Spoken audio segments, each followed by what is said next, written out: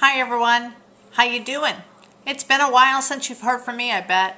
I've been on Facebook a little bit, been out a little bit here and there, but let's just say that I've been a little bit quiet and a little bit reserved for many reasons.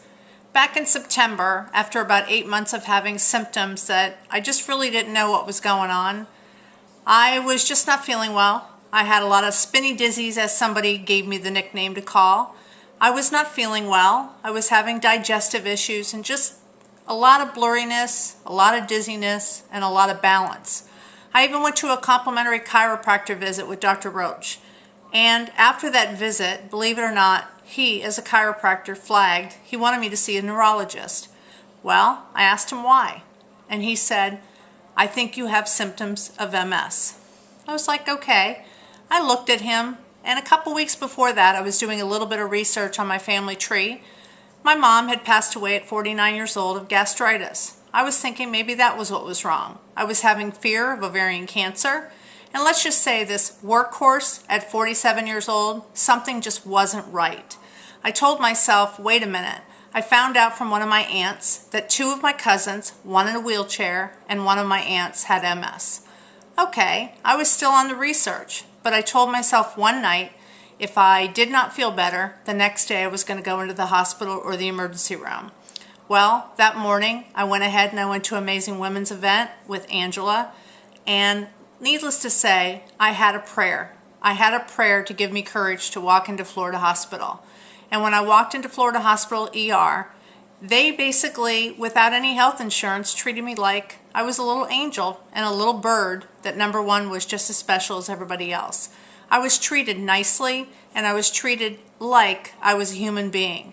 But also, trust me when I say, there was a lot of shame and a lot of fear going on. But I went ahead and I started the process. And from the moment I walked in, the general physician, the ER physician as they referenced him, who worked for Florida Hospital, he started flagging those symptoms. And from that point on, the tests began. I had a CAT scan. The CAT scan was fine. The CAT scan, they ordered an MRI. The MRI, basically before taking any of those tests, I was told $12,000 minimum was the cost of these tests. The old Tina would have walked out and ran because, number one, financially, I felt a little bit broken already, and I didn't know what to do. But after the MRI, they showed some brain lesions. And when I heard brain lesions, the fear really began to come inside. The reason why the fear was there, because I felt like my brain and my creativity was my most passionate part of my being. And the fear began to say, oh my God, what's wrong with me? But then the MRI, after those brain lesions, they went ahead and they ordered a spinal tap. That's where you lay on a table and they basically take fluid out of your back. Not 1 tube, but 6, 7 tubes came out of my back of fluid. So about 5 or 6 days later, even though they're treating me as if I had MS, I still was not confirmed. And one of the spinal taps came back clear. Well, I get out of the hospital on Thursday, I believe September 24th or September 25th. And I had 2 things I had to do that day that were in my schedule, but needless to say, I decided to come home after asking if I could be released and being told by the doctor I was more worried about being in there without any health insurance than they were because I was under their doors, and that meant that I was going to get the utmost of care.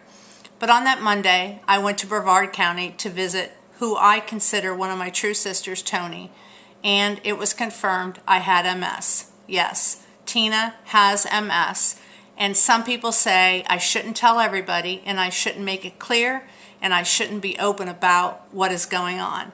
Well, I knew something was wrong, so the first thing I tell you as any woman, when you know your body, no matter how many bad habits you had, I hadn't eaten normal every day, I didn't have a breakfast, I don't exercise, and needless to say, I just didn't feel right.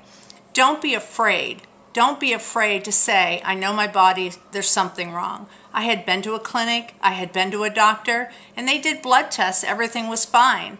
But needless to say, I was given a firm diagnosis of MS. And I'm not sure what this means for me, totally.